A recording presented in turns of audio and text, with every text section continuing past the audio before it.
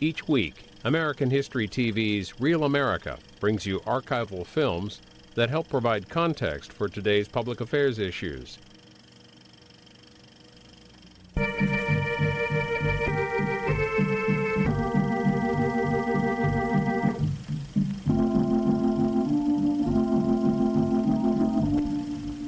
Our first impression of Damascus is one of surprise as we notice the modern appearance of the Syria Square in the center of the city.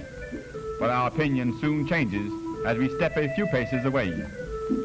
Of the 300,000 inhabitants, about 80% are Muslims, and there are naturally many places of worship. The largest and most important, the Mosque of Umayyads, is open not only to the faithful, but to the non-believer as well. All must remove shoes before entering.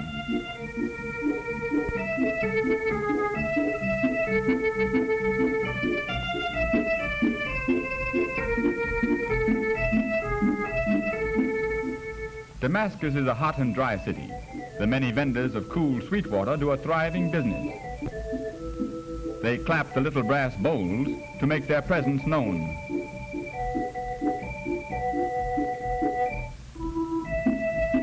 At this open-air grill, tasty tidbits of goat are served.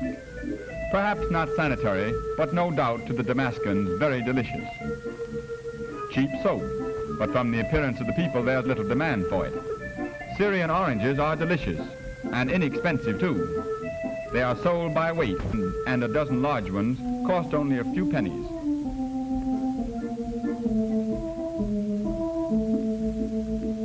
Headdresses which remind us of biblical characters.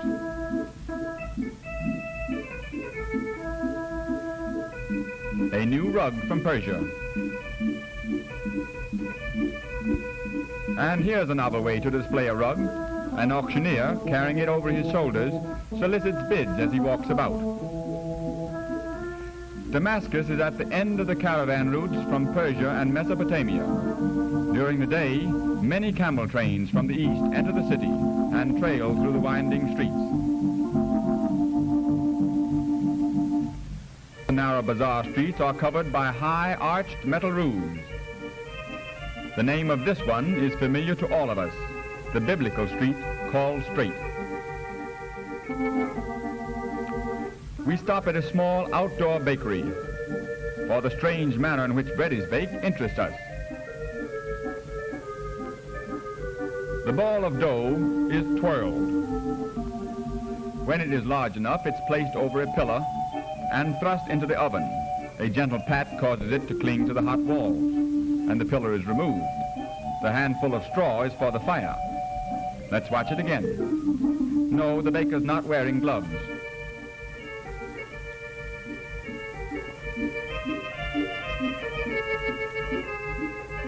The bread is fresh when bought over the counter, but from a merchant, it's generally after much handling and when many flies have sampled it.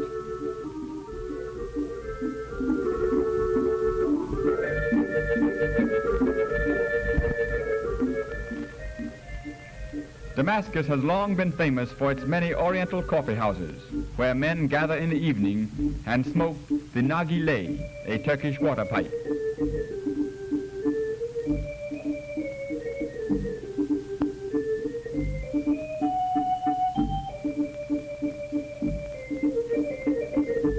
The tobacco is placed in the metal top and kept burning by a small piece of charcoal. The smoke is cooled by being drawn through the water in the bowl.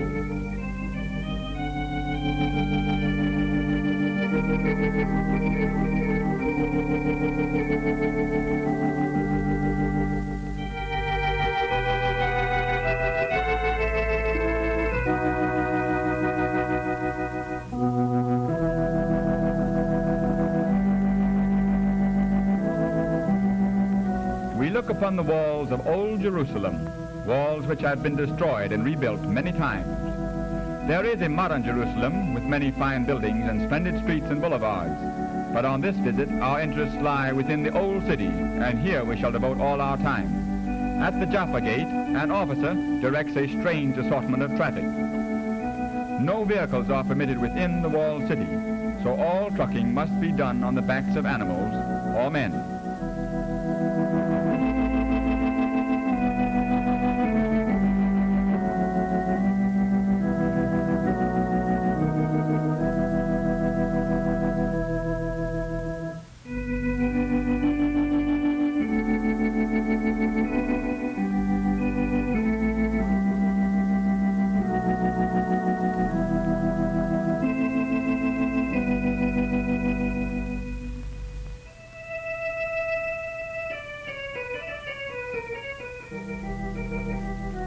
The finest gate of Jerusalem is the Damascus gate in the north wall, so named because through it passes the old road to Damascus. Beneath the gate, a man of the desert reads fortunes in the sand.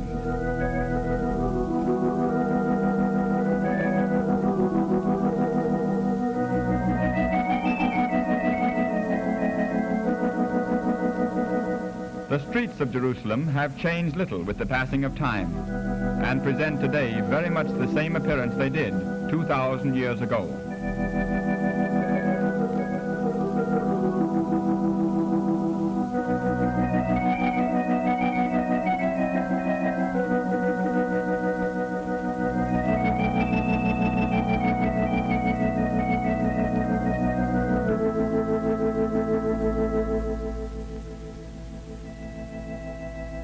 The narrow David Street is the chief business thoroughfare of the old town. It leads from the Jaffa Gate down one of the hills upon which the city is built and ends at the west gate of the Haram Sharif.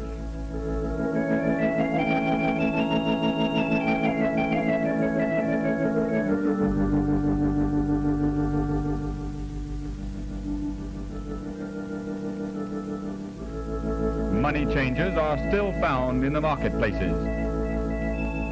Small boys with large baskets act as messengers and for a few pennies carry packages for shoppers. A quarrel over candy. It's going to end with smiles when they notice someone from whom they can beg bakshish, a gift.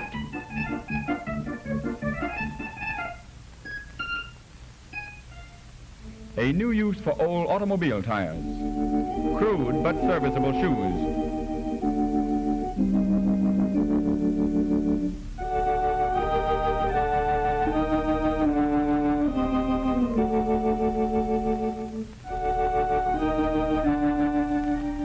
Many of the streets of Jerusalem are vaulted, dark and dirty. The sole light comes from small openings in the top, and only in the middle of the day does any sun penetrate, casting as it does a strange light on the passers-by.